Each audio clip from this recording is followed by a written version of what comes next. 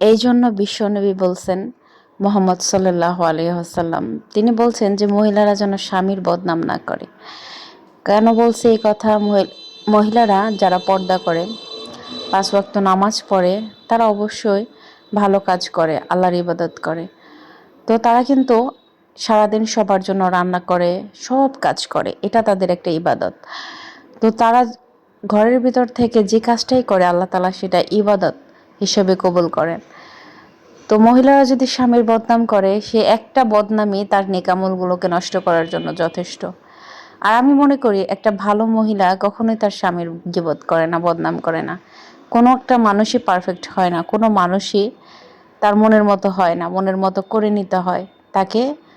কখনো ধৈর্য ধরে, কখনো বুঝায়া, কখনো সহ্য করে, কখনো যে কোনোভাবে স্বামীর সাথে মানায় নিতে হয়। স্বামী এমন একটা বস্তু যে আপনার পাশে থাকলে আপনাকে কেউ কিছু বলতে পারবে না। আর স্বামী এমন একটা বস্তু যে আপনার পাশে না থাকলে আপনাকে কেউ মূল্য করবে না। একটা স্ত্রীর স্বামী হচ্ছে মূল্যায়নের প্রথম চাবিকাঠি। আপনার স্বামীর অনেক টাকা থাকলে, আপনার টাকা থাক না থাক, আপনাকে সবাই ভালোবাসবে, সম্মান করবে। আপনার স্বামীর সুনাম থাকলে আপনাকে সবাই সম্মান করবে। আপনি সে যতটুকু সম্মান পাবে তার চেয়ে বেশি পাবেন, কম পাবেন না। তো স্বামী কোন জায়গায়, কোন স্থানে আপনার রাখা উচিত সেটা বুঝবেন। প্রত্যেকটা স্বামী যে ভালো হবে, প্রত্যেকটা স্বামী যে ধৈর্যশীল হবে, বুঝমান হবে, তা কিন্তু না। সবাই একরকম হয় না। কিছু হাজবেন্ডরা অনেক মেজাজি, তখন আপনাকে সেটা শান্তভাবে মানিয়ে নিতে হবে। আবার কিছু স্বামীরা আছে আপনার হচ্ছে অনেক পরোপকারী, বা বলতে গেলে সংসারে ফ্যামিলির মানুষকে বেশি ভালোবাসে, ওয়াইফকে কম ভালোবাসে।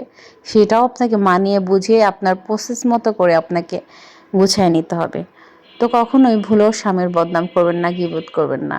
স্বামী ঘরে আসলে সবসময় একটা সালাম দিবেন, তার প্রিয় প্রিয় খাবারগুলো তৈরি করবেন, সে খাইছে কিনা খোঁজ নেবেন। সবসময় স্বামীর সাথে আদবের সহিত কথা বলবেন। সে যদি একটা কখনো থাপ্পড়ও মারে, সেটা ধৈর্য সহ্য করে নেবেন।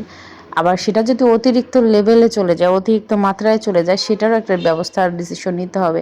কারণ সবাই ভালো হয় না। কিন্তু কেউ যদি অল্প একটু মেজাজি থাকে বা অল্প একটু অন্যরকম থাকে, সেটা মানায় নেন। কারণ আপনি তাকে ছেড়ে অন্য কোথাও গেলে সে ভালো হবে তার কোনো নিশ্চয়তা নেই। প্রথম স্বামীর মতো পৃথিবীতে কেউ হয় না। প্রথম স্বামীর স্থান হচ্ছে অনেক উপরে। আপনি প্রথম স্বামীকে বাদ দিয়ে 10টা বিয়ে করবেন, কোনো দিন সেই প্রথম স্বামীর যে শান্তি, যে একটা সম্মান, সবাই যে একটা সুন্দর চোখে আপনার দিকে তাকাবে, যে একটা আপনার দাপট, সেটা আপনি পাবেন না। আপনি বিয়ে 1000টা করতে পারবেন, কিন্তু এই সম্মানটা আপনি পাবেন না। মানুষ কেয়ার করে দ্বিতীয় তৃতীয় স্বামীর বেলায় যায় কেয়ার করে, প্রথম স্বামীকে অতটা কেয়ার করে না। তো আল্লাহ আমাদের বুঝ দান করুক, সবাইকে ধৈর্য দান করুক।